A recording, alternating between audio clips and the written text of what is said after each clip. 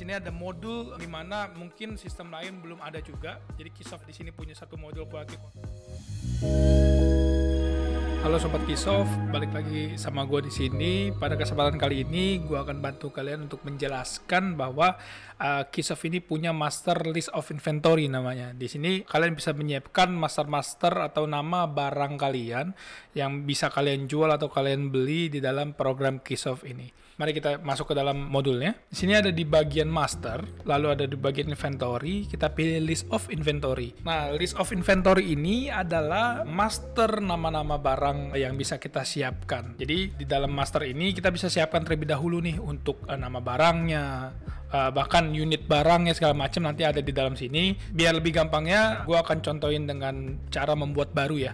Jadi kita langsung bisa membuat baru dalam sistem juga. Kita klik new. Nah, saat kita klik new di sini, kita akan dihadirkan yang pertama itu ada part ID namanya. Nah, kalian sudah tahu pasti part ID adalah kode barang, yang dimana mungkin di perusahaan kalian pun kalian sudah punya kode barang untuk masing-masing barang tersebut. Jadi kalian bisa input sesuai dengan kode barang yang sudah kalian pakai sekarang. Tapi pertanyaannya, bisa nggak sih kalau Keysoft bantuin untuk menentukan kode barang kalau misalnya kalian belum punya kode barang ya? Nah, di Keysoft ini kita perhatikan sebelah kanannya ada yang namanya complete ID. Nah, complete ID ini adalah ID yang dibuat secara otomatis oleh sistem, di mana complete ID ini bisa dijadikan kode barang untuk kalian pakai, seperti itu. Jadi kalau di sini pertanyaan yang dapat dari mana sih complete ID ini? Kita turun ke bawah. Di sini dalam kolom part ID ini ada beberapa kategori, spesifikasi, varian, dan sequence nih di dalamnya. Pertama kategori. Semisal di sini kategorinya, gue ambil kategori alat kesehatan ya. Jadi semisal gue mau bikin barang masker, mungkin nama barang masker. Nah di sini tipe kategorinya di alat kesehatan. Lalu spesifikasinya, jadi lebih spesifiknya lagi. Spesifiknya apa ya? Di sini ada masker, jadi gue bisa pilih masker. Sebelumnya untuk kategori, spesifikasi itu semua ada masternya kembali ya. Jadi kita bisa siapkan juga. Di sini kita ada master inventory. Di sini ada kategori, varian, spesifikasi. Nanti kalian bisa siapkan juga di dalam situ. Jadi apa yang sudah kalian siapkan itu tinggal kita tarik saja di dalam master barang ini. Kita tinggal pilih saja mau ambil kategori yang mana, spesifikasi yang mana, seperti itu ya sobat ya. Selanjutnya ada variannya. Nah variannya ini kita bisa pilih lagi. Nah masker yang mau kita buat ini nama barangnya, variannya mungkin kalau di sini sebagai contoh gue pilih variannya anak ya. Jadi gue mau bikin satu nama barang yaitu masker, alat kesehatan masker untuk anak, seperti itu. Nah di sini ada sequence. Sequence ini berfungsi jika kategori sampai di varian itu sama persis. Jadi kalian bisa bedakan dari sequence. Misal sequence-nya kita bikin di 001 seperti itu ya. Nah kalau yang sudah kita rubah atau yang sudah kita isi menjadi kategorinya alat kesehatan, lalu spesifikasinya adalah masker, lalu variannya anak, sequence-nya pun 001, kita perhatikan di sini complete ID akan terisi otomatis menjadi suatu kode barang. Nah pertanyaannya, apakah bisa kita pakai untuk complete ID sebagai part ID? Kita cukup copy from complete ID saja. Nih di sini ada satu tombol, kita klik saja seperti ini, maka dia akan pindah ke dalam sini. Nah itu kalau misalnya kalian tidak punya kode barang ya, jadi kalian minta sistem untuk bantu buat kode barangnya, seperti itu. Tapi kalau kalian mau bikin dengan kode barang kalian sendiri pun itu bisa, walaupun complete ID ini sudah disiapkan juga sama sistem. Selanjutnya kita turun ke bawah. Di sini ada inventory type. Nah, inventory type ini lebih ke arah tipe inventory yang menentukan nanti hasil outputnya atau ke jurnalnya, seperti itu. Jadi kalau persediaan tersebut kita pilih sebagai, semisal ini adalah persediaan barang jadi, kita bisa pilih tipenya finished good di sini. Jadi di dalam inventory type sini, mungkin di video sebelumnya sudah dijelaskan juga bagaimana cara setting inventory type ya, atau cara setting account mapping yang di video sebelumnya. Kalian bisa cek di sana. Nanti kalian bisa mengerti fungsi inventory type itu untuk apa. Jadi sebagai transaksi di dalam penjualan pembelian itu jurnalnya sudah otomatis nanti sistem yang siapkan, seperti itu. Nah selanjutnya di sini saya ambil contoh finished good saja ya untuk inventory tab-nya untuk si masker ini. Nah selanjutnya ada pilihan kotak kecil di situ with serial number. Nah with serial number ini jika barang tersebut pakai serial number. Jadi kalau misalnya barang tersebut ada serial numbernya, kita bisa checklist with serial number. Tapi begitu pula dengan sebaliknya, kalau misalnya tidak ada serial number, kita bisa uncheck saja. Kita turun ke bawah. Di sini ada part name, yaitu nama barangnya. Kita bisa masukkan contoh namanya masker anak motif, semisal kayak gitu ya.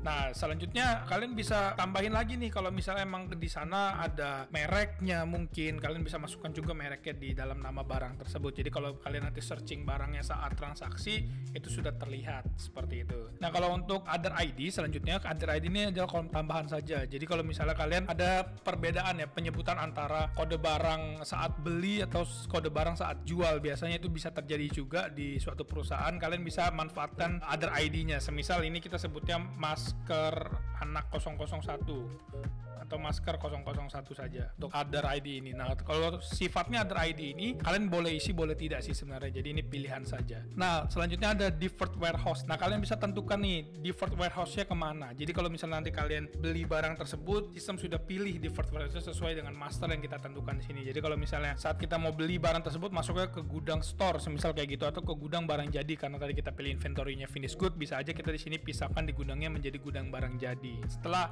kita sudah masukkan gudangnya, di sini ada kolom notes untuk barang tersebut. Kalau misalnya emang ada informasi-informasi yang bisa kalian masukkan ke dalam nama barang tersebut. Selanjutnya kita geser ke kanan, di sini ada type. Type itu menentukan jenis nama barang tersebut. Jadi kalau misalnya type-nya itu stock, berarti di Keysoft kalau misalnya tipenya stock adalah barang yang bisa kita hitung nilai kuantitinya, kuantiti dan nilai barangnya. Tapi kalau misalnya non stock atau service, kita tidak bisa kontrol kuantitinya, tapi kita bisa pakai nama barang tersebut untuk transaksi seperti mungkin ada jasa seperti itu. Jadi nanti kalian bisa pilih, kalau misalnya barang yang pakai stok berarti tipenya harus stok ya. Selanjutnya di sini ada minimum stock buffer.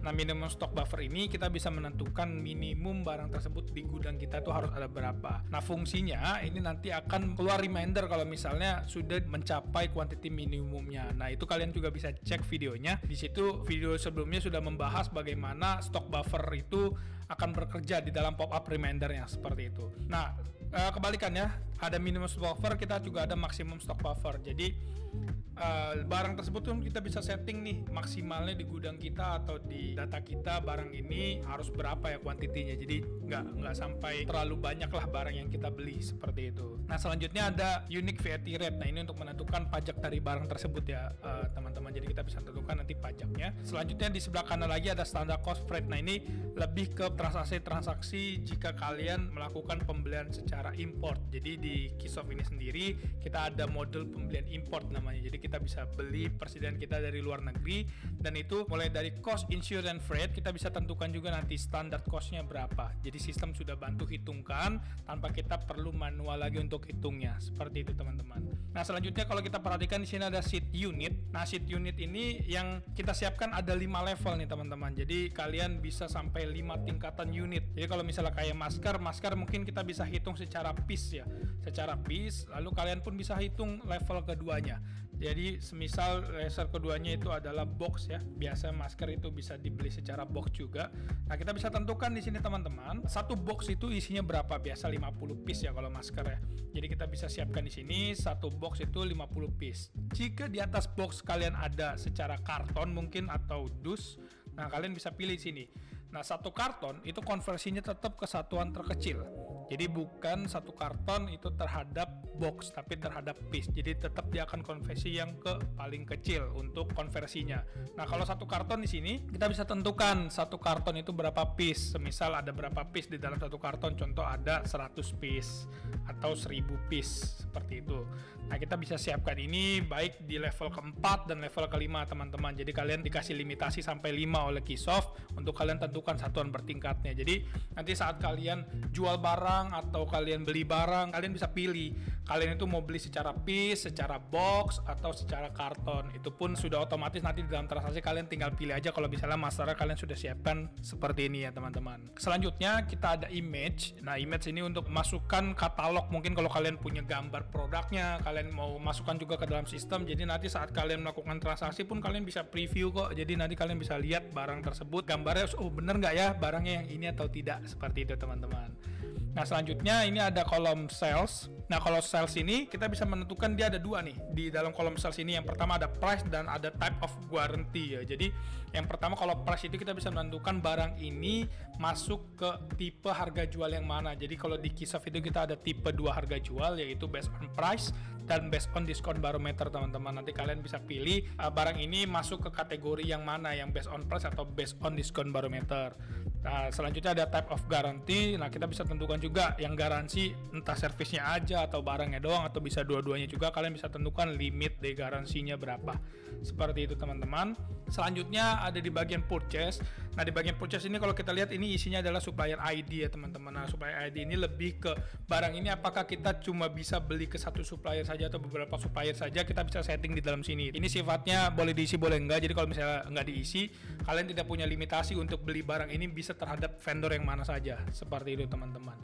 Nah, selanjutnya ada receive item tolerance. Nah, di sini kalian bisa menentukan juga nih kalau misalnya ini barang-barang biasanya yang menggunakan unit-unit gramasi atau meter kubik. Nah, itu biasa kan suka ada selisih ya antara kekurangan dan kelebihan dari gramasi tersebut. Nah, kalian pun bisa tentukan berapa persentase yang istilahnya masih bisa masuk ke dalam toleransi barang tersebut, teman-teman. Jadi, ini cukup mudah dimengerti ya teman-teman untuk masternya. Selanjutnya ada part substitution.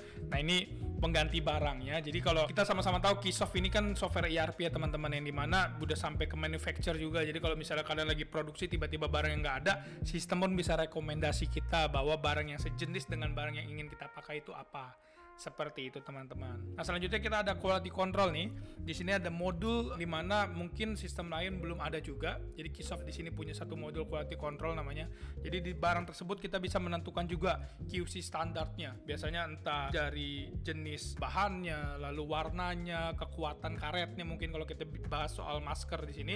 Tapi kalau misalnya kalian secara general kalian bisa bikin QC PES saja seperti ini. Satu QC PES saja ini juga sudah cukup untuk barang tersebut lolos QC atau tidak. Seperti itu sih teman-teman. Nah, selanjutnya ada bagian customer. Nah, di sini pun kita bisa masukkan recommended customer. Jadi kalau misalnya kita tahu nih barang ini rekomendasinya masuk ke customer mana saja pun kita bisa pilih di sana untuk masukkan nama-nama customernya. Nah, nama-nama customer ini kalian nggak perlu isi satu-satu karena ketika kalian insert saja itu langsung dia akan connect ke dalam master customer kalian. Seperti itu teman-teman. Jadi kalau untuk dari sisi master persediaan, sekian dari saya. Sampai jumpa lagi di video berikutnya. Terima kasih.